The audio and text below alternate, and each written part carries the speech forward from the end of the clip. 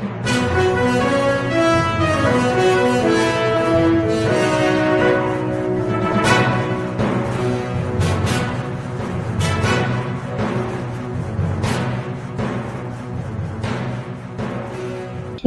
દર્શક મિત્રો, હું શીતલ મહેતા ન્યૂઝ ઓફ કચ્છમાં આપનું સ્વાગત છે। આજે તારીખ 26 જુલાઈ 2024। જોઈએ આજના સમાચાર। સોફ Kutch power by Opal electronics, LG best shop, Vijaynagar road Bhuj, Rambag road Adipur.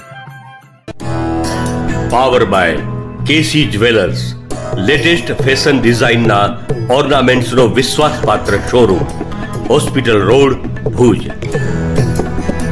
News of કચ્છના સમાચાર ભૂમિ કેબલ ઉપર 402 નંબરની ચેનલ ઉપરથી રાત્રે 9:30 કલાકે તથા બપોરે 1:30 પ્રસાર। કચ્છમાં પડેલ ભારે વરસાદને કારણે ગ્રામીણ રસ્તાઓ ધોવાઈ ગયા કે તૂટી ગયા હતા, પણ પંચાયતના બાંધકામ વિભાગે યુદ્ધના ધોરણે કાર્યવાહી કરી છે અને હવે તમામ ગામ એપ્રોચેબલ છે। કચ્છમાં પડેલ ભારે વરસાદને કારણે જિલ્લા પંચાયત હેઠળના લગભગ 100 જેટલા રસ્તાઓને ભારે નુકસાન થયું છે। હાલે 18 રસ્તાઓનું તથા અન્ય રસ્તાઓનું રિપેરિંગ કામ યુદ્ધના ધોરણે ચાલે છે। 13 રસ્તાઓ તાત્કાલિક કામગીરી કરી ચાલુ કરી દેવાયા છે।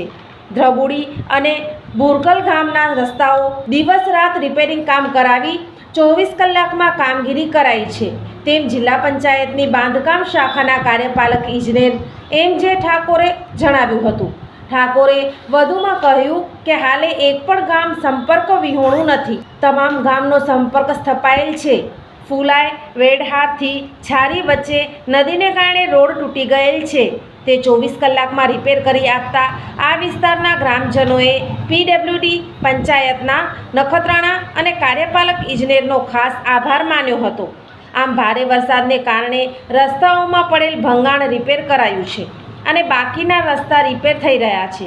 માધાપર ગાંધીજીના પૂતળા પાસે અને રોડ ઉપર પડેલ ખાડાઓ પણ પૂરી દેવાય, તેમ કાર્યપાલક ઇજનેરે જણાવ્યું હતું।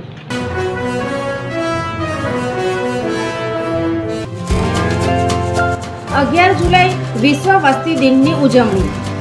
વિકસિત ભારતની નવી પહેચાન, કુટુંબ નિયોજન દરેક દંપતીની શાન। તમામ સેવાઓ અને માર્ગદર્શન માટે ગામના નર્સબેન, આશાબેન, આંગણવાડી વર્કર, પ્રાથમિક આરોગ્ય કેન્દ્ર, સરકારી હોસ્પિટલો કે તાલુકા હેલ્થ કચેરીનો સંપર્ક કરો। આરોગ્ય શાખા, જિલ્લા પંચાયત, કચ્છ।